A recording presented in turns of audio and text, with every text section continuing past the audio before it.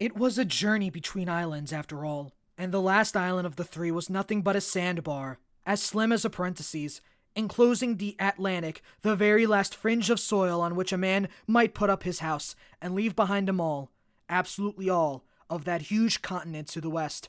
There are New Yorkers who boast they've never been west of the Hudson, but the exhausted souls who went each weekend of summer to their houses on that long sandbar known among certain crowds as the dangerous island, dangerous because you can lose your heart, your reputation, your contact lenses, they put an even more disdainful distance between themselves and America. Free. Free at last.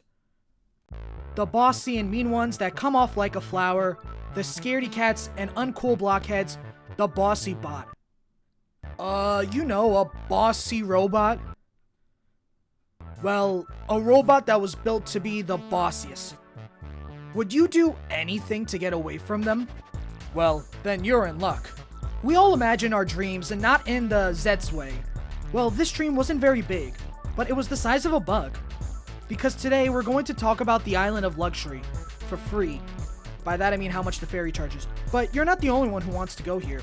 But there's no need to host a contest for it. Everyone wants to go here. Let me explain. Vacations and travel are a staple in American culture, but no so is it more visible than in gay culture.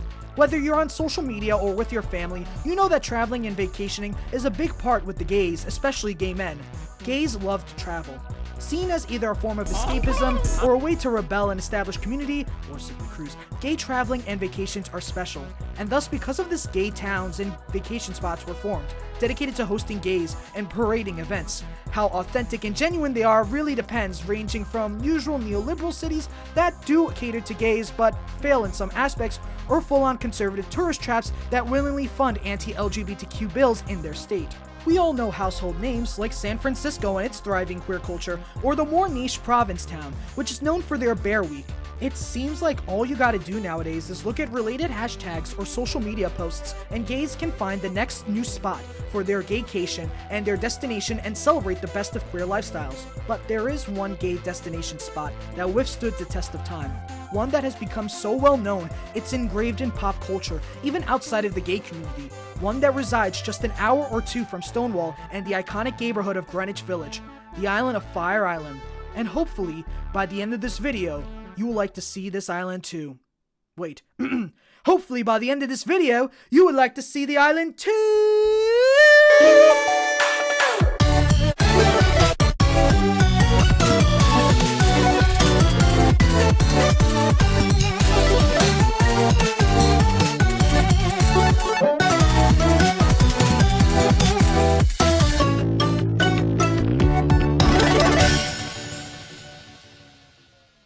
But first we gotta go forward with a land acknowledgement. Like all land in the United States, it didn't start off as it is currently, as the land originally belonged to the tribes a part of the Algonquin, a group of indigenous tribes that resided in parts of New England, specifically in the states of Connecticut, Massachusetts, Rhode Island, Maine, and New York, mostly in the lands of Brooklyn, Queens, and Long Island, where our story takes place. Fire Island's original occupants included those who are members of the Unkachog, Sackatoga, and the Shinnecock tribe. These tribes originally occupied the land and cared for such until colonized by the English around the 17th century.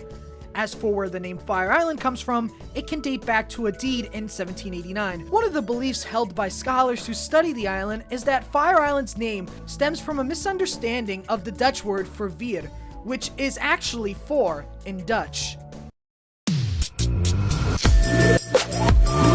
Fire Island is a Long Island strip that parallels the bigger land of Long Island, New York, which is surprisingly not a borough of the city. Fire Island is around 19,580 acres long and is home to multiple beaches and estates, the most notable parts of the island being the squishy Cherry Grove, Ocean Beach, and the squashy grape Fire Island Pines. Culturally, the parts of Fire Island we're going to look at in this slab right here, the Pines and Cherry Grove, where most of our story takes place. Both of these are central places where we see camp, art, and queerness truly shine. Despite this, they are pretty different in terms of presentation and flashiness. The Fire Island Pines served as the calmer and more generic front of the island, and Cherry Grove, which explored the more performance and entertainment venues, hosting drag and leather performances, for example. Smack dab in between is the meat rack, where men go for their cruising and shopping around.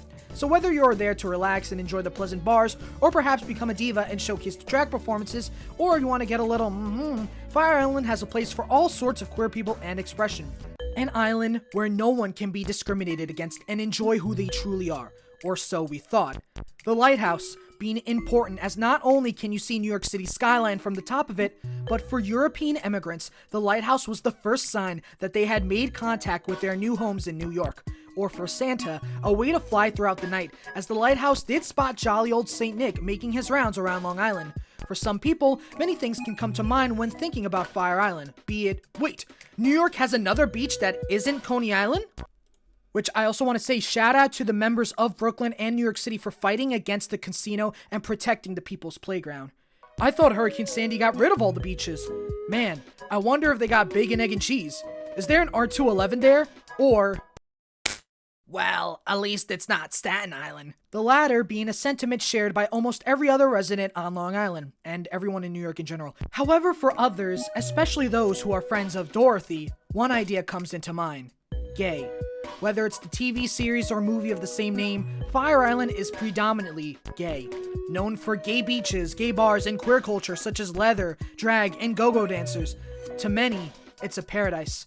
If you were tired of the typical bars of the city, wanted a vacation away from your conservative town, or simply were curious to see Oz's beautiful gay beach, Fire Island was there for you. Now, with 100 years worth of documented queer history and culture, Fire Island is a paradise that's worth competing for against 20 contestants.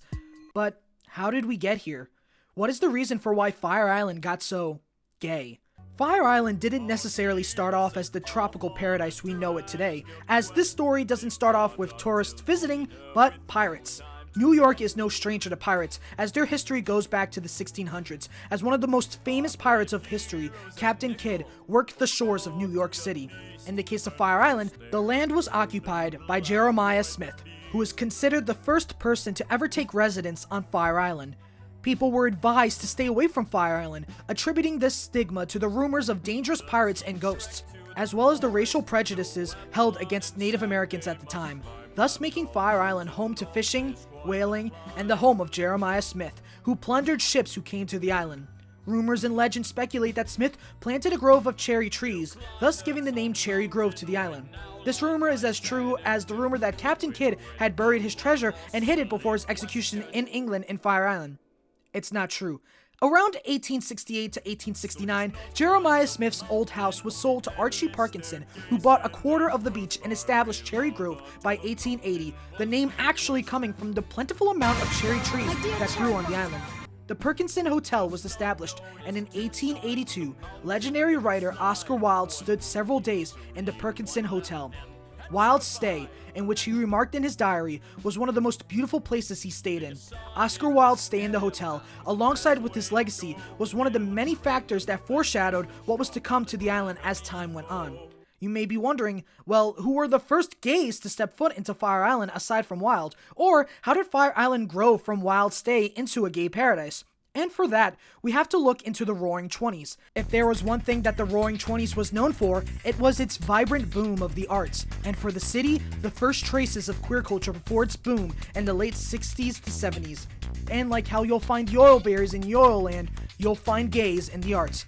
Whether it was this cafe society, or fancy people going to fancy cities, or the influx of jazz musicians, the first gay beaches were established by Ocean Beach in the 1920s.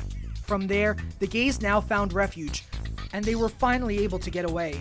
The 1920s and 1930s had a stagnant and stable growth, a balance between heterosexuals and homosexuals, and while there were some minor clashes, the homosexuals were able to slowly but surely find peace. That and also the 1938 Great Hurricane also permanently scarring the island. Fire Island's gay culture really took off and became popular post-World War II, following not only the boom of the post-war economy, but the rise of gays staying in port cities such as New York, with many seeking shelter in the city away from the homophobia of their town. Even after the Great Depression in World War II, Fire Island now became a refuge for the gays in the city and flocked there to be free from their troubles of the job. However, being out wasn't 100% safe, as the gays still had to take precautions on to be out, which also varied on what they do in their real life. Even with some being closeted, Fire Island's gay culture exploded more than ever. Fire Island not only served as a safe haven for the gays, but a blueprint Fire Island, mostly Cherry Grove, depicted the growth of a community of those mixed, both closeted and out, where gays took the forefront, no longer having to hide, but instead take the lead and showcase what gays can do. According to the book Cherry Grove, Fire Island, America's First Gay and Lesbian Town by Esther Newton, the 15-year period from the end of the Second World War to the introduction of electricity in 1960 saw a rapid progression of the Grove's historic project, building a social identity based on homoeroticism and gender dissonance. Gay Grovers became homeowners and community activists, fundraisers and stagehands, gardeners and environmentalists as gays. Grove culture was certainly what anthropologist Ruth Benedict called Dionysian. 7 as an antidote to the pain of mainland life, it valued excess and even ecstasy, as well as home ownership and dune preservation. Many people drank alcohol to extremes, such as the decade wore on, men pursued sexual freedom to new frontiers. Execute now! Fusion evolution! But as Edward Sapir, another anthropologist, has pointed out, cultures with strongly held values and consistent worldviews help people develop confidence and a stronger sense of self. Fred Coaster's young life had been spoiled by his arrest for cruising in Milwaukee. Afterwards, he had sought refuge in gay networks. The bad weather of his first Grove weekend in 1954 couldn't dampen the wonderful feeling of being all of a sudden the majority rather than a minority. In the Grove, he found new strength as a human being. I really wanted to be in an all-gay environment, he explained. I needed that tremendously. In hindsight, these Fire Island communities were a vision into what the future holds during a pre-Stonewall post-war era. A future where homosexuals can withhold their own society and develop it as any other straight person. One where gays can entertain and let their wild side blossom even when they have to balance the struggles and commodities of the typical common life. So, while you can enjoy the Fire Island delicacies of nude sunbathing, public night sex, and drinking till you're drunk with your girlfriends, you can also own a house, communicate without fear, and grow as your authentic self. Fire Island was arcane at the time, as the mix of gay culture was excluded from the public and the underground gay bars. Newton's book discusses this when he says how, only towards the end of the decade, did the magazines of the homophile movement begin to spread news about Cherry Grove's existence in print, after years of only being found out by word of mouth. Thus, gays can enter into the magic they've been told about. Fire Island's life hasn't always been a peaceful one, as where there's islands, there's competition. Competition against who? Homophobes. Fire Island is no stranger to conflicts, as police would often attempt to raid and or harass visitors, mostly on the mainland before heading over to the Pines. Sometimes, police officers stationed near or around the boats to arrest or harass visitors of the island and to ambush them. Gay people didn't have the right to assemble in New York till the late 1960s, thus Fire Island was a criminal endeavor. Allowing gays to gather in Fire Island was a risk not only the gays took, but business owners and stakeholders risked. Luckily, when police even arrested or prosecuted the men from having fun in the meat rack, the business owners would bail them out.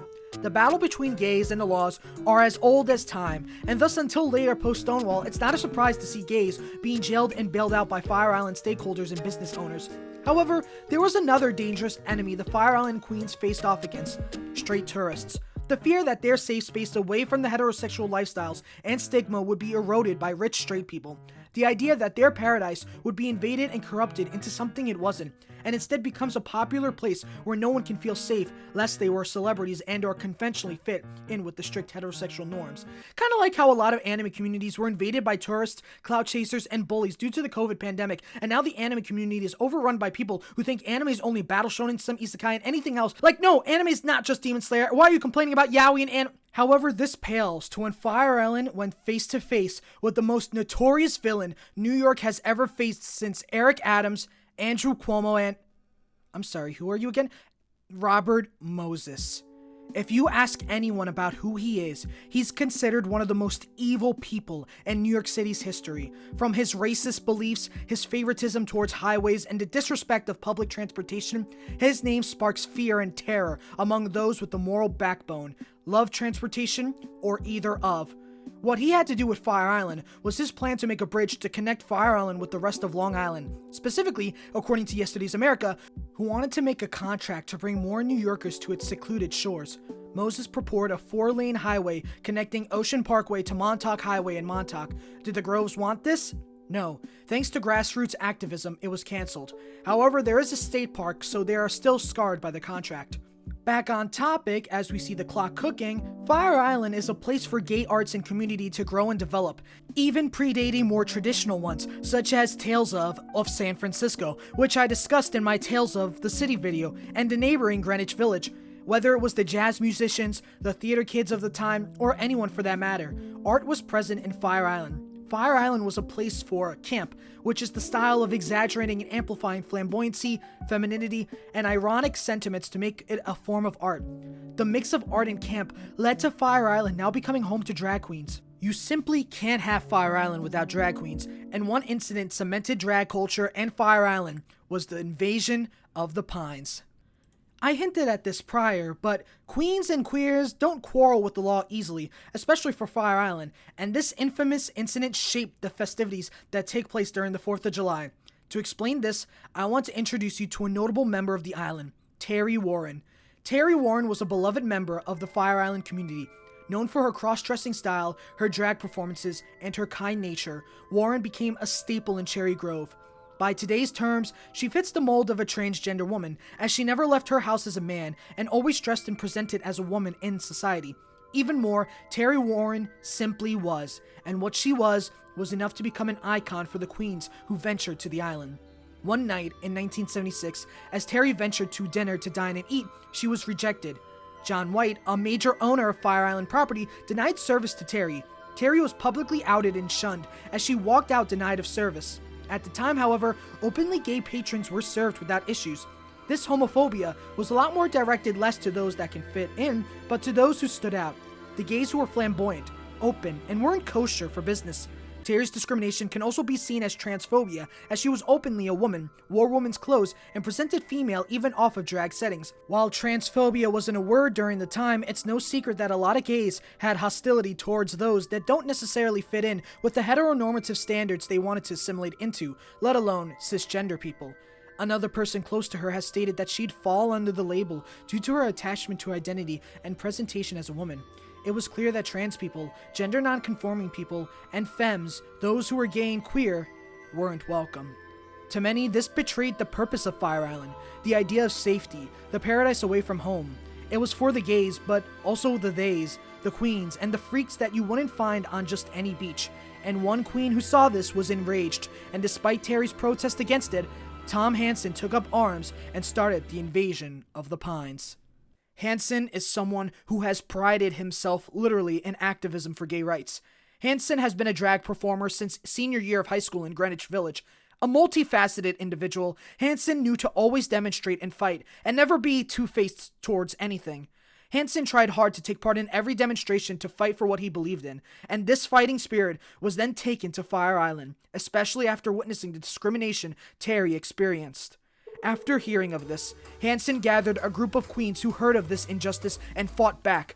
They rode on a yacht straight into the harbor of Cherry Grove, arriving as a form of protest. Despite protests and discouragement from John White, the invasion came and was an act of defiance, an act to say, "How dare you?" I was one of the founders, so I can tell you for a fact the invasion was meant as an act of defiance against a community that had transphobia.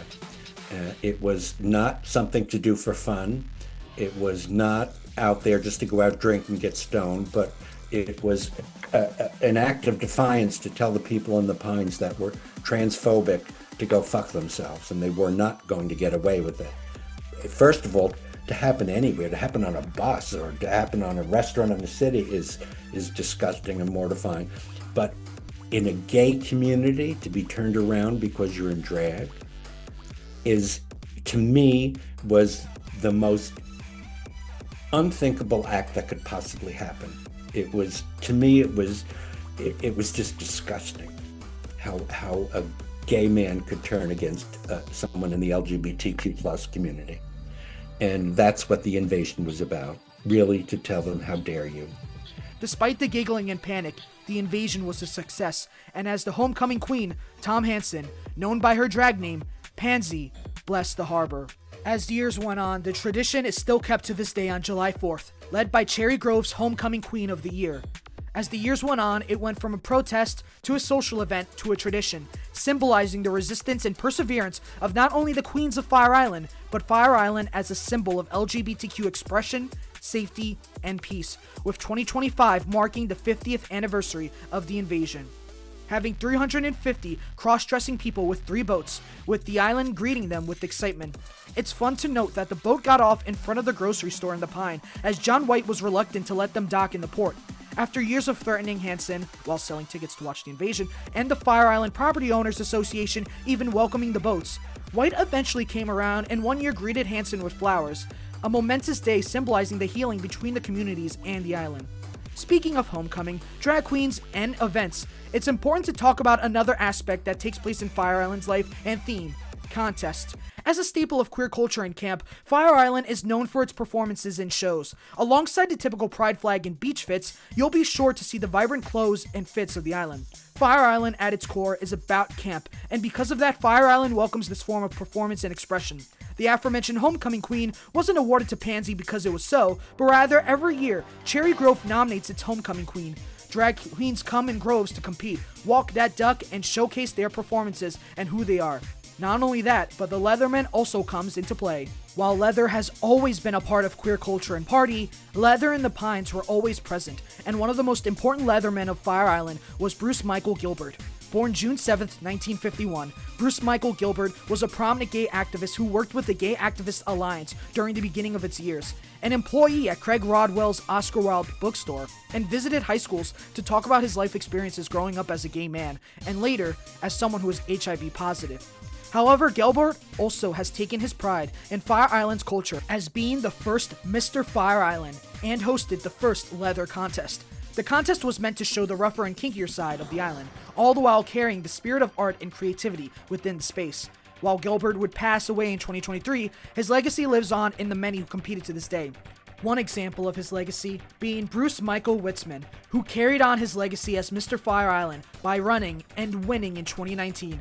Both Bruces had a close relationship and took up the mantle to host and coordinate the events for Mr. Fire Island. Bruce was able to elevate the status of the title of Mr. Fire Island, keeping it as a consort to Miss Fire Island, with Mr. Fire Island joining Miss Fire Island on the traditional invasion. Aside from such, Fire Island hosts a myriad of events, usually centered around the queer community and celebrating such. For lesbians, bisexual women, and trans women of the island, Les Volley gives an option for women and NB folks to play a round of volleyball and compete for the yearly champion. All of these competitions competed as if they were cake at stake. Parties and celebrations are never shy, and sometimes out of the ordinary, being with pups, leathers, or even as objects, adding a sort of inanimate insanity to the mix. And you cannot talk about Fire Island without discussing the Ice Palace, which celebrated 55 years of its dance floor this year. Founded by Michael Fesco, the Ice Palace served as one of the first discos on the island to open as gay liberation was taking place in Manhattan, only 60 miles away, opening its doors on May 30th, 1970, and charging $5 for admission. With over thousands of attendees, the Ice Palace was the place to dance. Even news printings highlighting performances, such as this one, which highlights performer drag queen Lynn Carter, known for her work around the world as a drag queen. Ice Palace also shortly expanded to New York City as Ice Palace 57, a sister club on West 57th Street. Live performances kept growing and growing as it went to the 80s and 90s, where people would hear from Talk on the Island in articles, or by an article called In the Grove. In the Grove, by a man who simply was known as George, was the news article where you hear the scoop on the island, be it the charities they raise for, the talk about events, or simply being in the know of what goes down as life on the island continues. From the past and present, Fire Island is celebrated in the gay community, becoming either a place of legend or home. In every gay media it's been in, Fire Island has become a setting to help enrich the characters and or develop the settings, never just relying on its history or queer identity, but developing with its characters. One of the most notable being the movie of the same name, Fire Island. Released in 2022 on Hulu, the movie follows a group of friends venturing to the island as they learn this will be their last with their house mother, Erin. On the island, the main protagonist, Noah, meets with other friends, specifically Will, and conflicts between the group. The focus of the movie being based off of Pride and Prejudice, while also highlighting the internal conflicts in the LGBTQ community, specifically with gay men, such as classism and racism towards Asian and black gay men. What I liked about this movie is that Fire Island isn't another tourist destination, it's a home for the group. a home for them to connect and hang out. However, from the people I talked to, the movie didn't leave much of an impact, as its characters-driven story does sideline the setting of Fire Island, not really highlighting its importance to queer culture with the exception of a few quips here and there. Don't get me wrong, they do highlight some of the more expressive sides, such as a dark room and Cherry Grove, but it didn't hit well for many people who have been to Fire Island. Moving towards books, there's the one I mentioned earlier with the quote, "Dancers from the Dance," which shows the beginning of the book on Fire Island during the fall, as it not only serves as a starting point for the multiple places the characters meet and go, but also as a reflection of Malone, the main lover of Sutherland. Malone's life was defined by his quest for love and desire for companionship and a mostly sexually charged landscape.